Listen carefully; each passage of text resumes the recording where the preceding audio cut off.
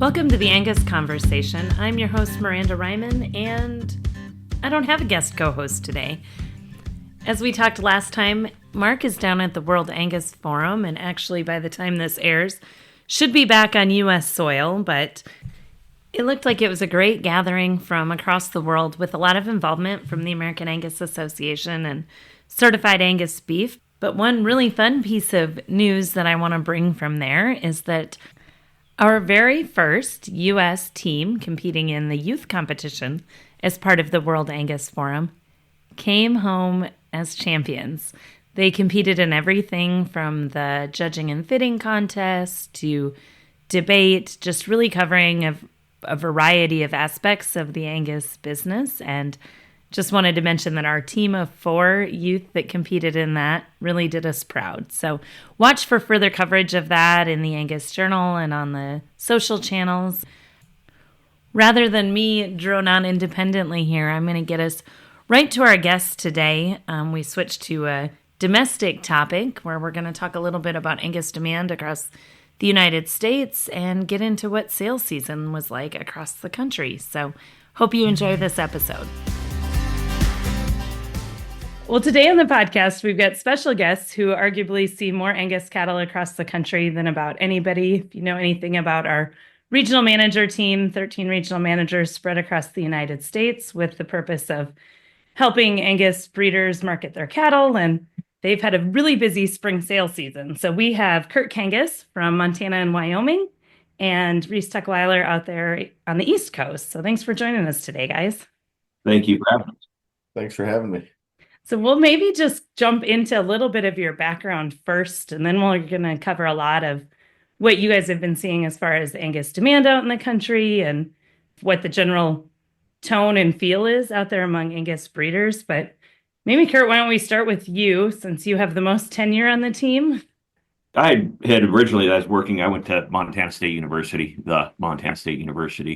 and graduated from there and started doing range consulting work on some ranches around the Gallatin Valley and into the Madison Valley. And there wasn't a lot of consulting work to do in the wintertime, and did some elk guiding in the fall too when it got wintry out. But then we didn't have a lot to do we had a small herd of cows, not a big herd of cows, and Basin Angus Ranch was looking for a night calver. So I started calving for Basin, and that slowly developed into a full-time job working for Doug and Sharon up there in Hobson, and worked for them for 10 years. And when Doug sold the ranch in 2010, went back to California where my grandmother was, and she was getting older. So had spent some time with her before she passed away. And the regional manager job down there came open when Logan Ibsen left. And I took that position, and then about a year later transitioned up here to Montana and love it up here. Go Cats. You kind of are the face of Montana Angus. I think that's kind of synonymous with people will see you all across the state, and as you mentioned earlier, into Wyoming. So tell me what your region looks like. I mean, your furthest away points are from where to where? Well, we'd have sales up in Big Fork, Montana, and all the way down to Torrington, Wyoming. So it's a pretty good cross section. About, if you drove it straight through, it'd take you better part of 16 hours to get to. Driving 80 miles an hour. Which you can do in most parts of those states. Yeah, you can. It's illegal in most of the state, yes. Yeah, very good. But it's a huge region and very, very diverse for vegetation type and precipitation. Type of cattle that they're raising, too, across that region. Very good. And Reese, how about your path to Angus? Well, it's I grew up in Angus business, and part of the youth activities and events and education on that side. Went to school at University of Nebraska. After I finished there, coached the livestock judging team at West Virginia University. And then a gentleman by the name of Eldon Krebs gave me a phone call and wanted me to come and work out in Gordon, Nebraska. So did a short stint in Gordon there, help run the bull collection facility. Chris Jeffcoat, who was my predecessor, he gave me a call and said he was stepping down and starting a family. So I was able to obviously wanted to go home and get back home. So I took the leap of faith and started in 2019, right before COVID. It was fantastic. Yeah, there's a way to try out your wings as a regional manager, help people through the the times of do we have a live sale? Do we not? All of the things, huh? Yeah, because I just knew everything, It's green as a gourd, and then we get thrown right into COVID. Yeah. I bet that was kind of a switch from where you're at to where Eldon is, there where Krebs Ranch is, and then back again. So you've seen quite a bit of diversity and again, type of cattle and type of range that you're raising them in and customers and business models and all the above. Yeah, I still can't get over the fact. I remember the first time working in the sand hills in Nebraska, and we're baling dry hay, and the tires are flinging water in those meadows. I mean, it Uh-huh. just makes still no sense. But yeah, definitely glad to be back on the East Coast. It's where I was raised, and it makes it a lot easier to work with these guys because you grew up in their environment. Sure, absolutely. And probably people that you grew up alongside in the Angus business now back in it that you're getting to help and serve. Yeah, it's really fulfilling in that regard, and a lot of them are family friends and longtime friends. So, now their kids are coming involved in the operation. So, it makes it a little bit more cohesion for the whole region, I think. Hmm. So, it's a blessing. Reese, how long has your family been branching out there? This just fascinating me when I was out there and got to tour around. I mean, you guys have been around just a little while. Yeah, we'd have cow-calf operation at home. I would be the eighth generation, and my niece would be the ninth. So, a long time there in the Greenbrier Valley, West Virginia. Yeah, we're certainly blessed where we're at. Did George Washington sign the deed to your land or I mean that's If I remember the story right, there's a plaque on the wall from the deed from the King of England who deeded the land to us. That's a Uh, long I time. might have to get a picture of it and share. But yeah, it is on the wall there in my grandmother's house, so it's accessible. yeah, that's always wild to me as I travel east. You know, we think our history kind of around here, if something's back from the 1860s, 1870s, boy, that goes back a long ways. But you guys have a lot of really cool, deep history. And we got to see some of that a couple of years ago when we had board meetings in your part of the world when Chuck Grove was president of the board. It was fun to just get to see some of that.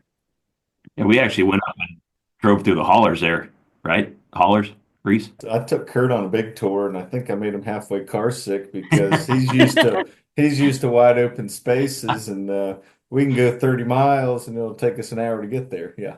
Yeah, that's right. That's funny. I love that. Well, tell me a little bit over that time that you guys do have a long history in the cattle business and, of course, in the Angus business. What are some of the biggest changes that you've seen occur in your career? Oh, I would say the transition, especially in the southern part of the region, Virginia and North Carolina, a lot of those states were really continental influenced. A lot of old Charolais breeders in North Carolina there, and they've slowly switched to the Angus side of things. So that'd be the biggest one. The adaptation to fescue tolerance cattle, that's probably changed the most. We probably didn't pay attention to that as much as we should have. And I'd also say that we're getting really better at forage management. It was when I was a kid, there was no rotational grazing, there was no cover crop management. So just seeing that implemented on multiple states, I cover 13 of them, and they're all slowly adapting that the farther you go north. Sure. 13, tier two, Kurt. I just want to Yeah, note I that. got three, mind you, Oh, Alaska. three. Oh, Alaska's in yours too. That's right. Yes. It's a Yeah. gimme. No, those are good points, Reese, and things that I don't think of because I definitely have been located west of the Mississippi. The fescue tolerance isn't something that most of the people in my family or friend group deal with and things like that. So glad to hear that we've made a lot of progress on that. Oh yeah, I'm working every day. Working Yeah. every day. How about you, Kurt? Oh, yeah, it's been interesting the adoption of genomics and use of genomics. I remember when I was at base and right at the turn of the millennium. It was interesting to watch that, not turn of millennium, 2010, right when DNA was taking off. Watch that progress and the expenses drop and the uptake of the usage of genomics in the cow herds out here in the West, particularly as a marketing tool to drive bull sales, but also make improvements on the female side. The focus on PAP and heart issues is been paramount the last couple of years, probably heavier than any way. You get more people looking at PAP as a tool and a resource up here, just because a lot of these herds do tend to run summer in higher elevations where the grass is greener, and then drought cycles and fires and everything else that you get out west. It's always interesting. It's never the same every year. Yeah. And those droughts and fires and some of those things, I think really one thing that I've watched over the course of my career sped along the adoption of some of those tools, because as people bred back, they were maybe gonna, test which heifers they were gonna keep in their herd, or they were maybe gonna, bring back different kind of cattle as they were building back. Have you seen that too up in your region? Yeah, drought's a bad thing, but drought is also a herd improver. Generally, people get rid of the lesser cows and they keep the good ones, and so the cow herd is improved drastically out here. You see that in the performance, you see it in the carcass quality, you see it in almost all the traits. That we have a better cow herd than we did probably 10 years ago through selection. Yeah, sort of the silver lining, if you will. What would you guys say is if somebody said, what's the state of the Angus business today? What's kind of the feeling out in the country? What have you been hearing people talk about?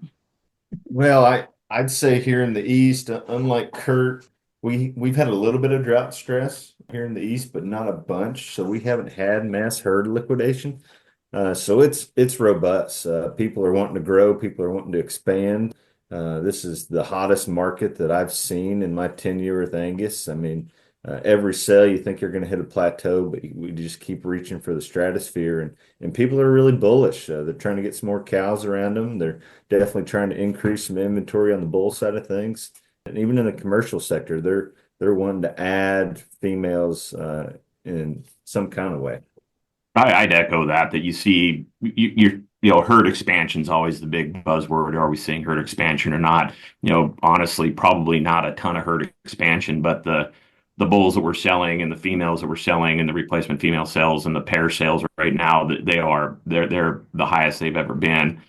A lot of things play into that. I mean, the one thing that's probably changed for both of us in our lifetime is the price of these cattle. The feeder cattle alone are worth, I can look back and I remember when they crossed $1 and nobody ever thought that we'd see $1. So when it got to $1.20, everybody's like, well, this is about as good as we're ever going to see. And here we are sitting at $3 on the board this morning. And what a buddy of mine thought he'd get offered $2.30 for his fats today in Nebraska. Those are numbers nobody ever thought that anybody'd ever see. And that adds up. That, obviously with Angus compromising, I think Angus holds 70.16% of the market share of the cattle sold, of the bulls sold in the region up here.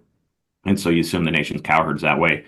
We actually increased our bull sale numbers this year and increased our average in a year that I wouldn't have guessed that we could increase our bull sale head count numbers like we did. I wouldn't have advised people to put more bulls in a bull sale this year just because of herd expansion not really happening, but it worked out. So Kurt's admitting on air here that he was wrong. I was wrong. Yeah. We need to document that. Yeah. Yeah, that's right. I just had to clarify that. Yeah. Right. I can attest in the very small sampling we have that I have a daughter with sort of a small bucket calf operation, and the price of bucket calves is even just astounding to me. Like, I remember when I had some bucket calves around, and I think we paid $25 a head for them because people were literally just wanting to get rid of them. And I mean, today you've even got a bucket calf, you've got opportunity there, to make some money. So, and you're going to pay $300, $400, $500 for them. Yeah, quite a bit. So that'd be cheap around here. I mean, these dairy calves at a week old, 100 pounds, they're going for $11 a pound. Jeez, yeah, it's wild, isn't it? It's wild. And then they're a lot of work when you get them home. I mean, it's not like they're easy. So you better have a kid. Yeah, we got lots of those, Kurt. So we're covered.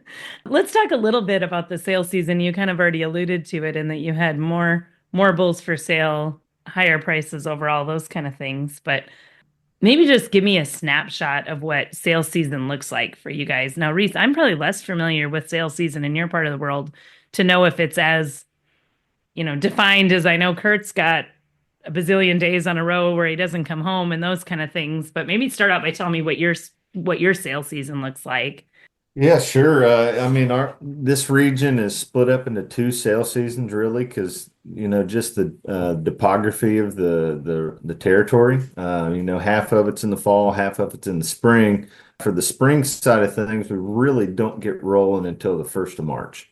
And then we'll go till next weekend, which will be the second weekend of May when this airs. But you know, it's a little slower because all those spring calving herds are usually calving in January and February, and really not looking to, the commercial guys really aren't looking to purchase bulls till March. And most of the guys who would sell bulls, a lot of those bulls are hanging around until the middle of May anyway. So now I know that's a surprise to you, Kurt, but the more winners we get, these commercial guys are trying to push back this calving window further and further.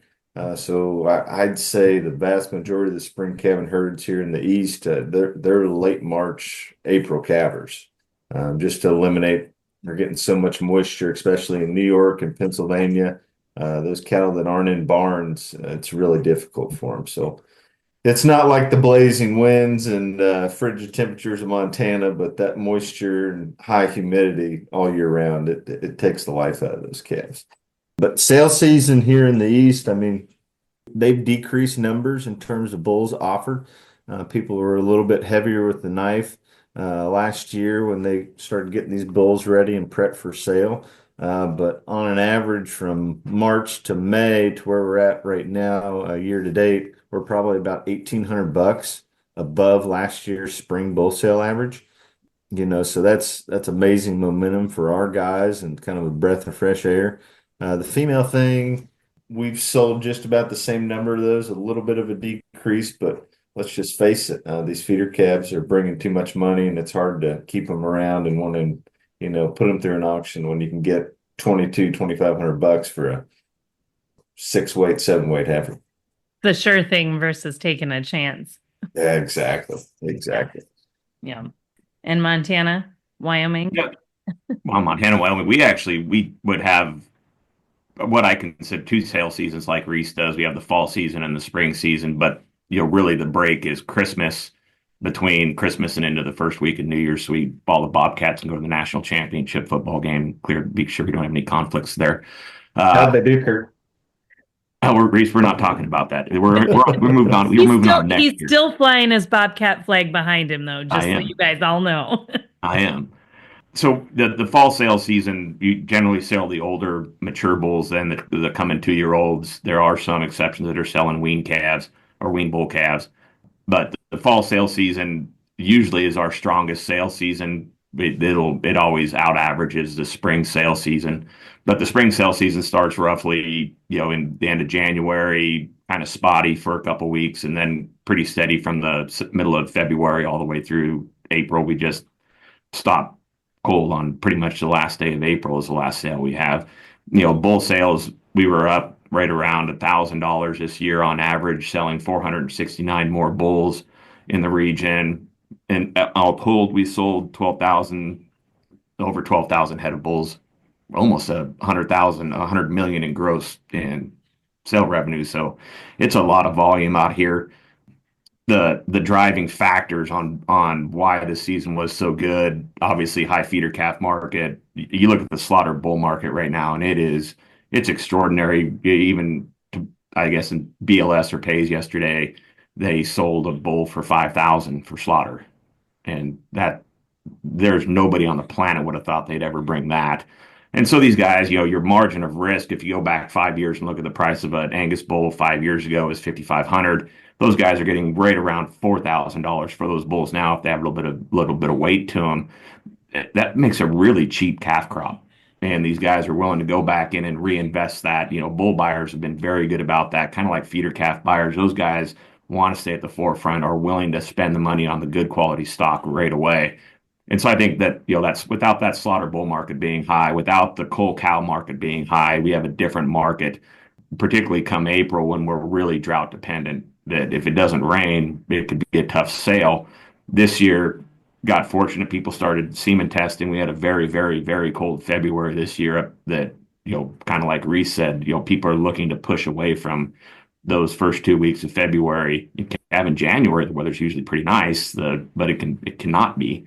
So you see more people pushing later in the season to calve, particularly the commercial guys. The February calvers are there are February calvers out there, but they've got the barns, they've got the facilities.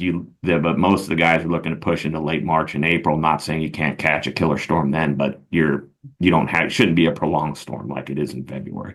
So it's been a fun season.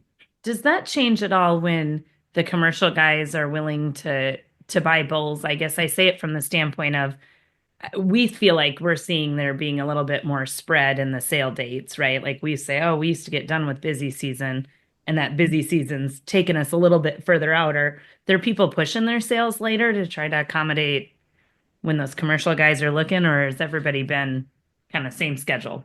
We've had a little bit of fluctuation, people moving further back into April and first part of May, just because they can take those bulls slower.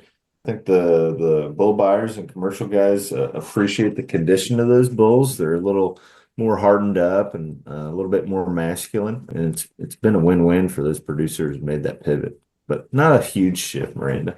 Sure. Still a lot of tradition there too. Sure. And that's the thing I was going to say is the tradition of, these guys that have had sales for 20, 30 years, that's their day. They've claimed the day, and Yep. they've claimed their auctioneer, and Yep. And so you don't see a lot of movement up here. I think we'll have one less sale. There was a herd they sold out just recently. They were older and they sold out this year. So we'll have one less sale in April, but I don't think that more people push into April just because the one thing you don't want to compete with is green grass and farming. Yeah. Those guys are climbing into tractors or need to climb into tractors. They're not going to be at the bull sales. Sure. Yeah. We've talked about, I guess, even on this podcast, but with, breeders, especially up north and things like that too, that say that the really cold snaps, the bad weather, all of that scares them less now that they have such an online presence too. Like Yeah. if people can't physically make it, they can still bid and they can still participate and still get what they want. That's probably one of the biggest things that I've seen is the online presence at the sales that, used to be you'd sell bulls over the internet back in the 2010s, but not like we're selling them now. I mean, you'd have an internet presence there, but you'd still have, 200, 300, 400 people sitting in the seats. And I think we've seen across the board a decrease of people sitting in the seats and a lot of guys that if there's any threat to weather, they will stay home and bid online and, give Reese or I or one of the other regional managers a call and say, hey, take a look at these couple bulls for me. And I'll be online after we give them our thoughts on them. Do you think that there's more trust today nothing beats going and seeing those bulls in person. Everybody would prefer to go see every bull they bought in person, I think. But in the ability to evaluate cattle with the tools we have, better photos, videos of almost every lot, those kind of things. Do you think that there's maybe more comfort in the buyers and maybe just younger buyers too could be part of it? But do you think that's changed over the years? I think it's changed quite a bit personally that we've created the ranchers with the videos and all the online information they give, the websites and everything else. We've created the opportunity for people to participate in these bull sales and actually really not interact with the sellers anymore like they'd like to see. They don't get the phone calls. They don't get the, people calling saying, hey, this bull, this bull, this bull. They'll watch the videos. People feel very comfortable with the videos online that they do a good representation on what the cattle look like. Sometimes people call and they'll ask, what do the feet look like or things they can't see on the video. But by and large, people make all their selections on the video. And I also think that, giving some props to Pasture to Publish, the sortable catalogs online that if you're a registered producer and if you're just sending in a PDF, you can still upgrade your catalog to sortable. And on these bigger sales, it can save people massive amounts of time of going through each catalog. And maybe they're looking at an EPD that you don't have in there, but you can sort those books online and then generate a list and take that list with you that'll give you the cattle that you need to look at and save. You go to 400 head sale and it could save you hours and hours of time looking. Absolutely. Especially as commercial producers, I think more of them that I've talked to in the last 10 years are really setting, threshold traits for certain things, or as they they moved to Angus, they made the first big jump to improve their herd, and now they're trying to refine it. They get a little bit more picky in what they're looking for, and you can really sort down as narrow as you want on that. That's exactly right, Kurt. We're going to take a very quick break to hear a word from today's podcast sponsor. Hi, I'm Jeff Monk. I'm the branch owner, McElhaney Equipment Company, Rising, Arkansas. I've been running Vermeer equipment for about 30 years. The MC105 is the answer to my operation. We're really proud of the cut quality we're getting out of this. We run it along beside the competition mowers, and you can see a noticeable difference in the cut quality. Visit your local Vermeer dealer or go to Vermeer.com to learn more. And now back to the conversation. As you guys talk to the other regional managers across the United States, would you say that this optimism that you guys share is kind of universal, whether you're, in your guys' regions or head down to Texas with Riddell or out to the West Coast with Landon, those kind of things? I mean, you guys are talking back and forth. Do you guys keep a running score as to whose region's doing better? I'd sure like to keep score, but it's kind of an unfair advantage where Kurt's at. But, I would say just from, talking to whether it's Will in Nebraska or Riddell down in Texas or David Gosda in Georgia, I mean, it's kind of universal across the country. I mean, get like Kurt said, these cold prices for cows and bulls and feeder calf prices, it just, the benefit about the commercial cattlemen and all their liquid assets probably aren't in the stock market. It's cash in hand. So they're ready to make that transition for genetic improvement and kind of push this needle a little further as we maybe move into a rebuild cycle. Kurt doesn't talk to anybody else outside his region. Is that what you were going to say? It's not true. No, I talk to Reese and revisit on stuff. But yeah, I think the enthusiasm just, in a state that attracts a lot of buyers from other places, whether it's Midland or, even consigners from other places, that people's enthusiasm right now is as high as we've ever seen it, far eclipsing 2014-15 cycle, boom bust. And I think that does weigh heavy on people's minds is these cattle prices keep getting higher and higher, is who's going to get hung out and have those females that cost too much. And, right now, you talk to the auction market owners out here and that they can't say when it's going to flip over. And it doesn't look like it, it doesn't look like it's going to this season. That's for sure. Right. Yeah. You talk about traditional economic theories and all of that. It should have already happened, but we should have flipped 2 years ago. Right. Exactly. So do you guys think overall that, when we talk about bull sale prices and kind of the rapid increase in the last 5 years, that we've hit like sort of a fundamental change? Like we won't ever go back to you can find bulls for, as cheap as you did 5 years ago? Or do you think that still could come? I want you to get out your crystal balls. You think we've hit a new level? I think two-parted. I think the traditional or the name brand programs that have stood the test of time, I think they're going to continue to add value. But I also think it comes with some opportunity. Given these high prices, we're going to see an influx of new Angus breeders come into the fold, especially here in the East. The Angus bull market is definitely the most predominant here, and I've had a huge influx of people wanting to get into the business and wanting to start. So it could be twofold. We'll have a huge increase in supply, so that could diminish the total cost of those bulls. I think you can't ignore historical averages at this thing. It can and probably will change at some point in time. I don't think you can, what if these bulls go back to 4 or 6,000 now, it'd still be pretty good. It still beats inflation. And, that's the bull market, the slaughter bull market, those things have beat inflation by a ton. Mm-hmm. Yeah, that's a great point. I think that you kind of already hit on this maybe a little bit, Reese, but I had wondered if, even though demand's at an all-time high, sometimes when demand's at an all-time high, it doesn't matter. Even looking at the feeder calves, for example, like even the lesser ones are still going for a high price. So sometimes people are like, why did I put all that work into making mine fancy if they're all going to go for a lot? But in the bull market, I wondered if that meant also that competition's at an all-time high. You've got to make sure that your bulls are doing what they should do for their customers and that you've got the marketing behind them and all of those kind of things. I guess I don't know if you guys have any thoughts on that, or it's just me in my own bubble.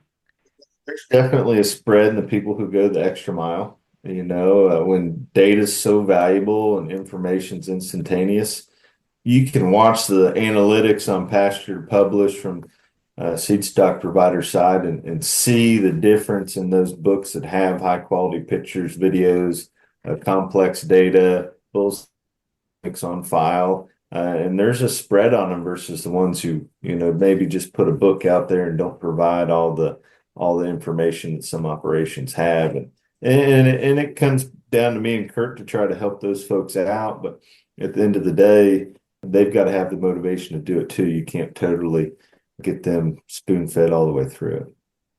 Yeah, it's one of those. I think that the rising water floats all boats. It's going to be interesting. Is we're at 8,000 plus on average in a lot of places this year. Where there are people that have bought $4,500 bulls forever. That they bought $4,500 bulls when 4,500 was the average, and they want to spend $4,500 today on a bull. I've got I got friends that are that way, and that's their model. And do those guys ever feel comfortable bidding 6,000? Probably not. Their dad didn't do it, granddad didn't do it. They're not going to do it. And then there's still those bulls out there that there are places that $4,500 that a registered person can make it work. Low input operations that aren't, a lot of private treaty bulls are probably trading at 45 to 5,000 right now.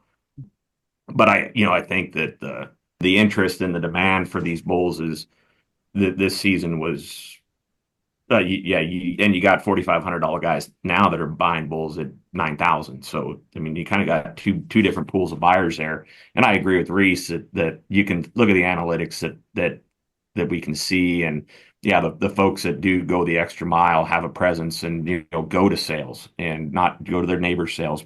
Be active in your stock growers association. Be active in your state associations. That there's a real difference in being out there in the public and people seeing you. And I've always maintained this is a people business around cattle, because people buy people.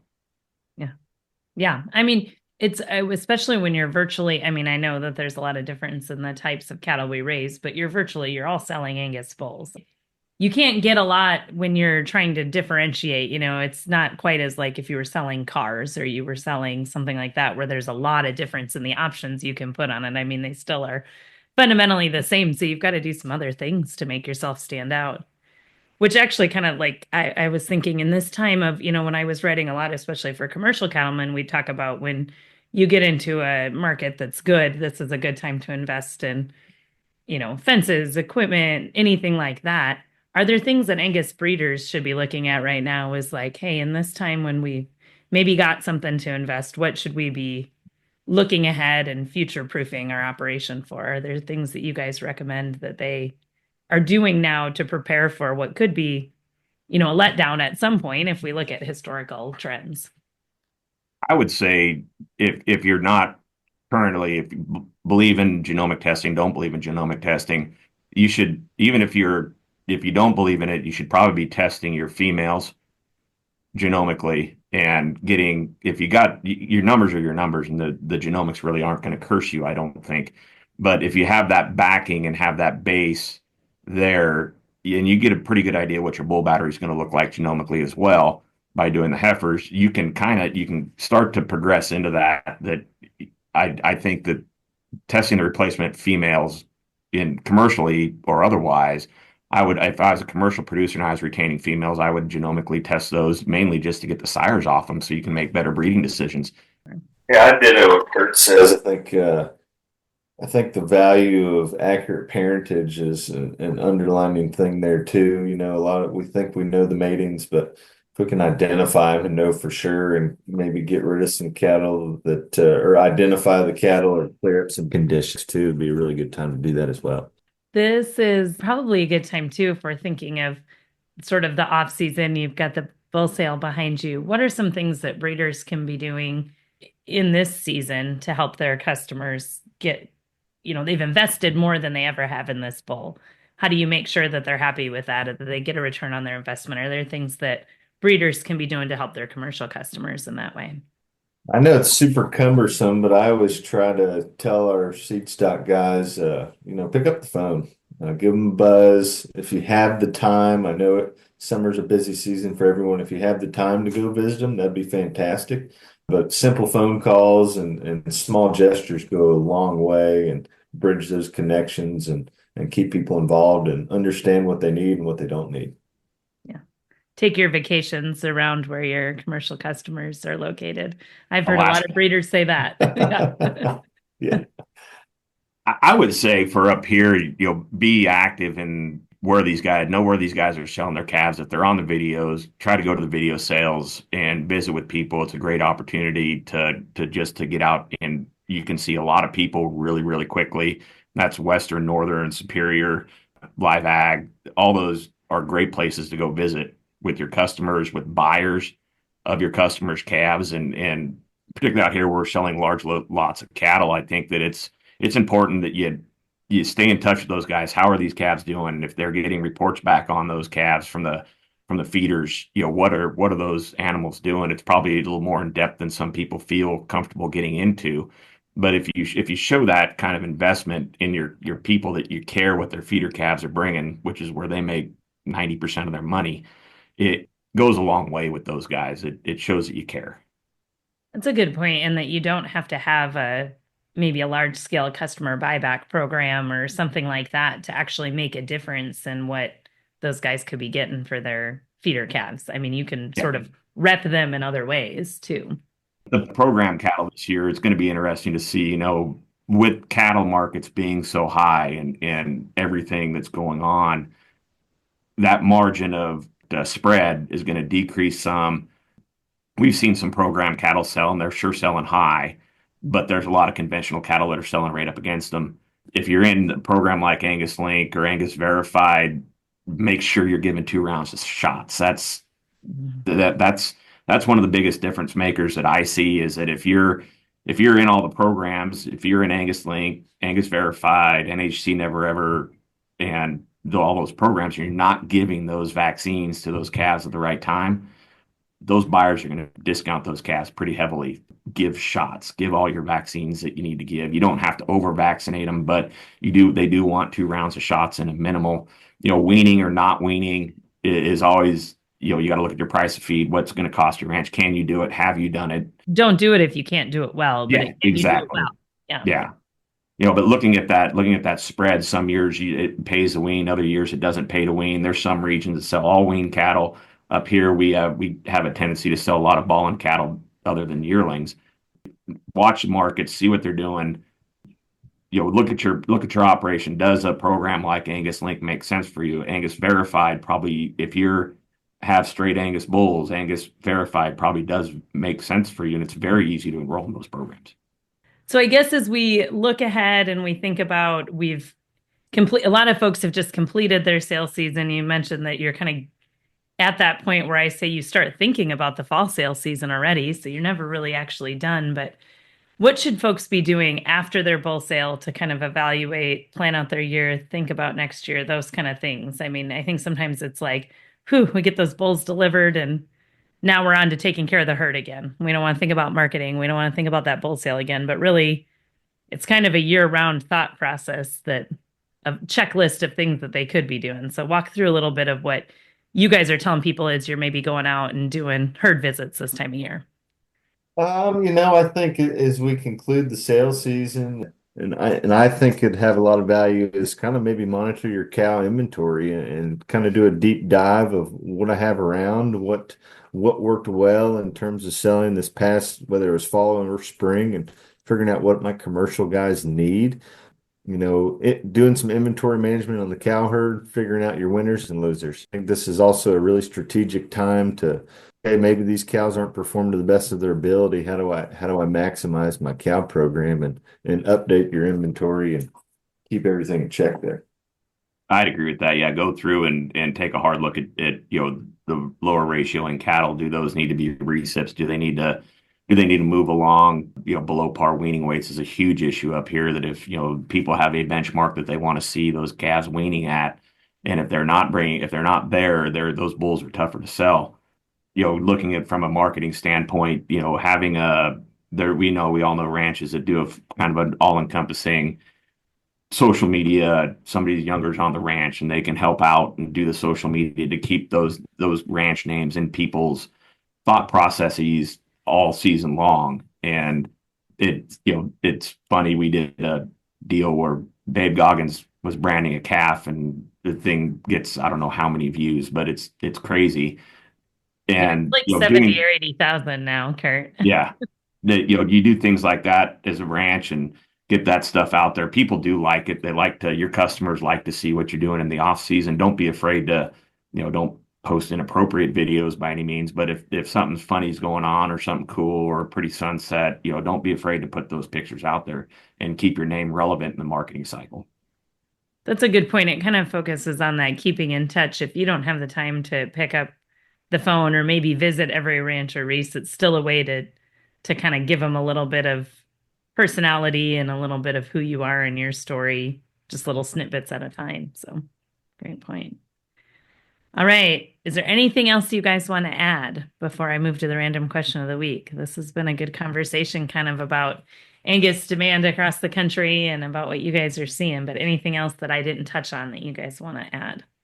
When you look at all breeds that are sold in the region, it's been a good year for every breed. And I look at the top 8 breeds or 6 breeds, I guess, and everybody saw an increase in average. Some folks increased numbers a little bit, other folks decreased just a freckle. But prices increased anywhere from $423 for the Shars up to $1,330 on the Herefords. So that notion of a rising water floats all boats. It sure is true that Angus wasn't the only breed to have an extraordinary sale season. And when you look back to 2025, and these bulls are costing anywhere from 46 to 71% more than they did in 2025, it's a good time to be in the registered business. Couldn't have said it any better myself, Kurt. I knew if I asked if anybody had anything to add, Kurt would. I wasn't that way in college. I was the guy that just, anything else to add? Nope, let's get done here. Montana changed you. Yeah. I went to Montana State, though. That's funny. Well, very good. Well, the random question of the week I was going to add is, I want to know what is the shortest amount of time in your sale seasons, either fall or spring, that you have between like, what's the sales that you think like, oh, I get to spend 5 hours in my bed tonight and that's it? Or what's the longest run you go between without coming home? When I lived in Bozeman, I'd go 2 weeks, 3 weeks not coming home. But moved to Huntley, and it has made me be able to stay home a lot of times. From here, a lot of things are a day. You can get up there if you wake up at 5 in the morning, you can get to the sale, and maybe you get home, maybe you don't. A lot of getting home is weather dependent too. If you see there's a big storm coming and you got to go over the pass, over the divide, you want to make sure that you get there, that leave the sale you're at and go right to that next sale.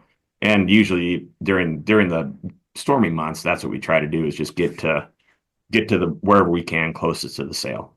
That was like a non-answer though. So you don't have a shortest turnaround between like an evening sale that ends and it always goes late, and then the next morning you've got to be somewhere else clear across the state or anything like that? Probably the first weekend of March it's the biggest circle that I do, going from where we're like out in Hall, Montana, down to Dillon, down to Riverton, then come back, and then White Sulphur the next day on Sunday. That can be stressful. That's a lot of miles. Yeah. You hope for good weather that week for sure. Oh yeah. Yeah, I'm kind of like Kurt. We moved back to my hometown of Lewisburg, West Virginia, so I'm really central in the territory now. And if it's under a 3-hour drive, probably just going to stay at home. It keeps my wife a little happier. But the craziest loop I probably have, Miranda, is I have a sale on the Chesapeake Bay side on a Thursday. Then I have to drive to PA up by Lake Erie the next day. And then that following morning, I have a sale on the North Carolina, South Carolina line. So it's about a 24 hour loop of driving and in and outs, but it's that one's a little wonky. And I'm always amazed at how much longer it takes you guys to drive places. In the Midwest, we measure everything as, oh, that's a 4-hour trip. And somebody will say, how far is that? Oh, a couple hundred miles. They're just, you've got a lot of towns to go through in between, or a lot of curvy routes and things like that to make that all work. Well, there's a metropolitan area every 50 miles. Yeah, that too. Yeah, we don't have that in Nebraska. Traffic, yeah. I bet Reese's average speed is vastly slower than my average speed. Probably true. Thank you guys for all of the work that you do on behalf of members and all of the sacrifices you do make to leave early and get home late and all of that. But I think we all feel like you do it because you really believe in the future of the breed and you believe in those breeders that you're out there helping serve. So thank you for that. Thanks for joining me on the podcast today. Well, thanks for having me. Thanks, Miranda. Thanks for listening to another edition of the Angus Conversation. Mark will be back and join me in 2 weeks for the final episode of Season 6. Missed an episode? Don't worry, you can always go back and catch up, maybe while you're driving down the road this summer. From the Beef Improvement Federation Symposium in Amarillo to the National Junior Angus Show in Tulsa, we'd love it if you'd stop by and say hi. Let us know what you've been enjoying and what you'd like to see next on the podcast. And if you're not at those events, follow the Angus Journal on Facebook, Instagram, or X to keep up on the latest happenings in the breed. This has been the Angus Conversation, an Angus Journal podcast.